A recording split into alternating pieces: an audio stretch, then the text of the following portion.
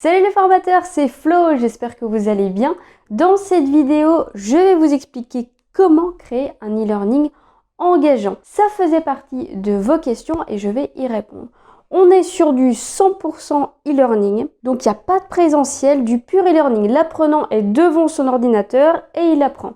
Et comment je vais faire pour que cet apprenant aille au bout de cet e-learning? Comment faire pour qu'il soit motivé?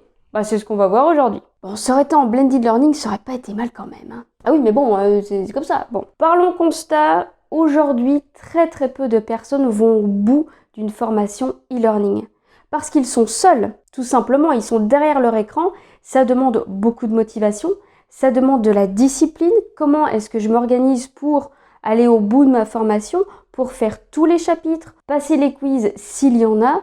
Je rappelle que je n'ai pas du tout d'interaction avec mon formateur. Et vous rajoutez à ça quelques petits imprévus, vous avez une formation qui ne se finit jamais. Et il y a de nombreuses personnes qui vont acheter des formations, parfois très chères, et qui ne la commencent même pas.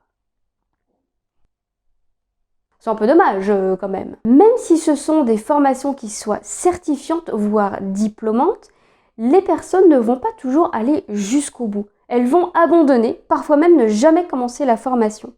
Il y a des formations qui sont vendues très chères, donc je parle de 2, 3, 4 000 euros, et les personnes ne vont jamais commencer la formation. Vous allez me dire, il peut y avoir un imprévu. Oui, bien sûr, il peut y avoir un imprévu, mais il y a peut-être autre chose cachée derrière tout ça. Et donc c'est à cette question qu'on va répondre aujourd'hui, c'est comment on va pouvoir aller jusqu'au bout de cette formation.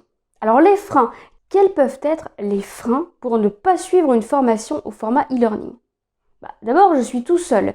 Derrière mon écran, donc je suis passif, je regarde des vidéos. Bon, faut déjà le vouloir, donc ça demande une grande motivation. Ça demande aussi de la discipline. C'est moi qui dois m'organiser pour regarder les vidéos. À quel moment je les regarde? Combien de temps j'y consacre? Est-ce qu'il y aura des exercices? Est-ce que je prends des notes? Tous ces éléments-là, il faut les prendre en compte. Donc aussi, il faut avoir une bonne organisation. Bon, la solution, évidemment, qui est idéale, c'est plutôt de passer sur du blended learning. Et ça, évidemment, c'est devenu la grande tendance. On ne forme plus qu'avec de l'e-learning. Enfin, on ne forme pas, du coup, puisque on n'est même pas là. Mais il y a un e-learning tout seul. On se rend bien compte que c'est un petit peu compliqué. Il y a beaucoup de freins. Donc, qu'est-ce qu'on va faire? On va transformer au format blended learning. Et là, je vais avoir et de l'e-learning, soit du présentiel avec, ou alors on intègre de la classe virtuelle. Ce qui fait qu'on va mixer l'e-learning et cette partie synchrone en classe virtuelle.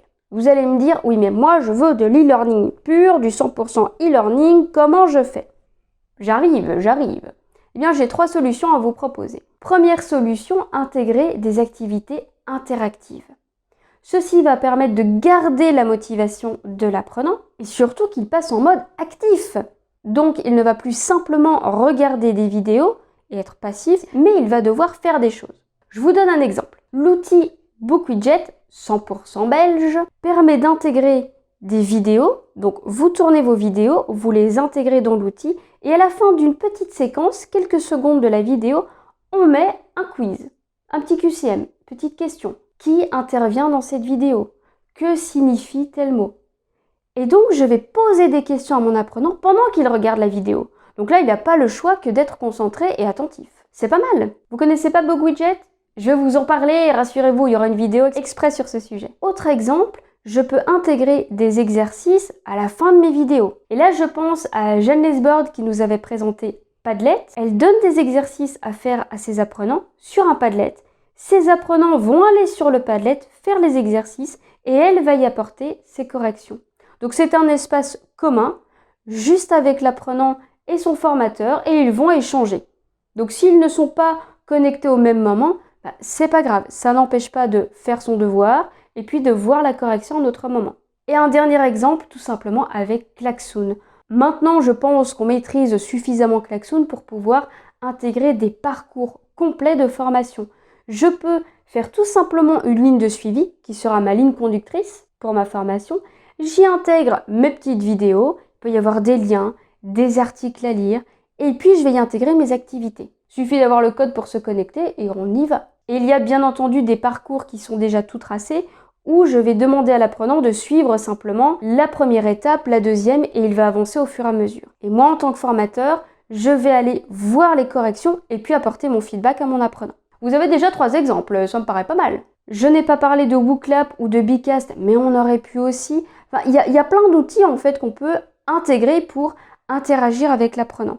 Mais je pense quand même que le plus simple serait BookWidget, parce que j'ai déjà ma vidéo et je vais simplement y intégrer mes questions pendant la vidéo. Et ça, je trouve que c'est intéressant. C'est efficace en tout cas. Je passe à la deuxième solution.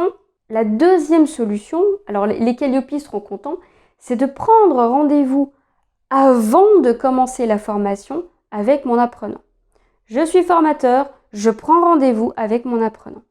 Ça me permet de lui expliquer comment fonctionne la plateforme, comment il va se connecter si ce n'est pas déjà fait, de lui expliquer comment ça fonctionne, de lui expliquer les différentes étapes de la formation. Tu as d'abord une première séquence à regarder, il y a cet exercice-là à faire, je te demande de faire ça, est-ce que c'est OK pour toi?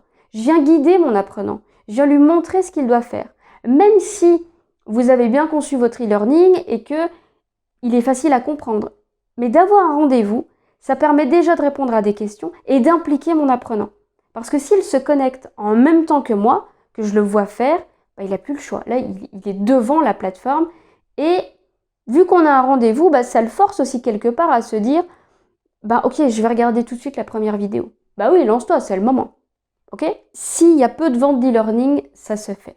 Maintenant, si vous vendez de manière industrielle, vous allez me dire c'est compliqué de prendre rendez-vous avec chaque apprenant ou même de faire un tir groupé. Vous n'avez peut-être pas forcément le temps. C'est pas grave, rien ne vous empêche de faire une petite vidéo de présentation, une vidéo explicative qui va vous permettre de montrer comment fonctionne la plateforme. Ça engage déjà l'apprenant, ça lui montre déjà comment ça fonctionne. On lui met un pas quelque part dans la formation. Troisième solution, c'est d'intégrer de la gamification. Par exemple, afficher une barre de progression pour montrer à l'apprenant où il en est dans sa formation. Lui faire gagner des points, ça peut être des points de fidélité. Comme tous les magasins le font déjà, vous avez des points de fidélité et vous avez envie de vous en servir à un moment donné.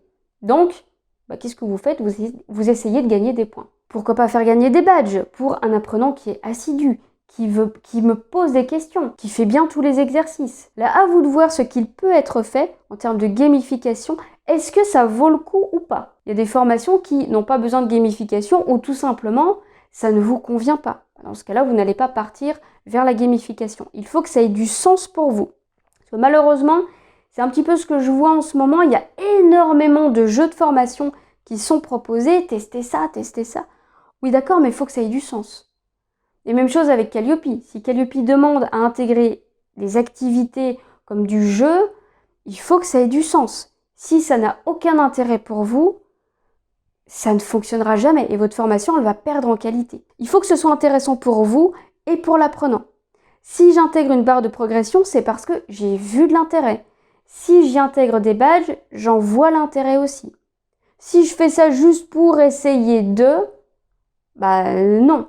Et la meilleure des choses, bien sûr, c'est d'aller voir vos apprenants, de prendre le feedback. Ceux qui ont déjà suivi cette formation, qu'est-ce qui leur a manqué? Qu'est-ce qui a bien fonctionné? Plus vous allez prendre le feedback de vos apprenants, et plus ça va vous permettre de vous améliorer. Tiens, il y a une autre solution, ce sera la bonus celle-ci, c'est tout simplement de créer du micro-learning. C'est-à-dire qu'on va faire des formations très condensées, avec des vidéos très très courtes. En fait, c'est un e-learning qui va durer 5 minutes. J'ai un message à faire passer. Une courte vidéo, elle peut être de moins de 5 minutes, quelques secondes, 30 secondes. Et derrière, il y aura la leçon à en tirer et un petit quiz s'il y a besoin de valider la connaissance. Et c'est plié. 5 minutes, je peux le faire. Moi, en tant qu'apprenant, si j'ai quelque chose à faire en moins de 5 minutes, je le fais tout de suite.